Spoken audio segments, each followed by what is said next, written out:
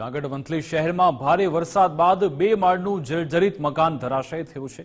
આ દુર્ઘટના આઝાદ ચોકના પીપળેશ્વર ફળિયા પાસે આવેલી સરકારી શાળા નજીક બની। જો કે સારી વાત એ છે કે જાનહાનિ ટળી છે। શાળાના પ્રિન્સિપાલ અને સ્થાનિકોનું કહેવું છે કે તંત્રને વખત રજૂઆત કરી છતાં કોઈ એક્શન ન લેવાતા આ દુર્ઘટના બની છે।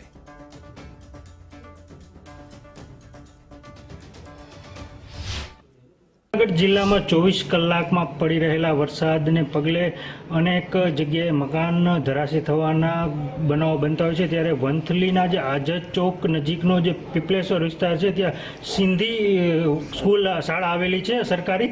ત્યાં નજીક એક બિલ્ડિંગ ધરાશય થયું। તમે જોઈ શકો છો કે આ સ્કૂલ છે, સ્કૂલની પાસે બિલ્ડિંગ હતું તે ધરાશયી થતાં અહીંનો જેનો કાટમાળનો એક ભાગ છે તે અહીં આવી ગયો છે। પણ આ મોડી રાત્રિના બનાવ બન્યો હતો જેથી કોઈ જાનહાનિ નથી થઈ, પરંતુ જો આ સ્કૂલ શરૂ હોય તો અહીંના બાળકોને પણ કેટલું નુકસાન થતું। ત્યારે અહીંના જે પ્રિન્સિપાલ છે તેમની પાસેથી જાણીએ કે આ વિસ્તાર શું છે, શું બનાવ બન્યો છે।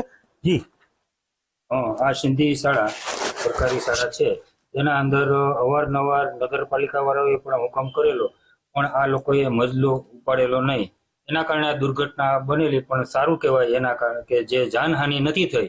આજે મોડી રાત્રે આ ઘટના બનેલી છે અને સવારે અમે આવ્યા ત્યારે આ બિલ્ડિંગ આખું ધરાશાયી થઈ ગયેલું હતું અને અમુક એનો કાટમાળ શાળાની અંદર પણ ફેંકાઈ ગયેલો છે। 11:30 પોણા 12 વચ્ચે આ બનાવ બનેલો છે। તેમાં સ્કૂલે રજા હતી ને રાતનો સમય હતો એટલે વાંધો ના આવ્યો। બાકી જે રાજકોટમાં બનાવ બન્યો તે વંથલીમાં બનાવવાનો હતો।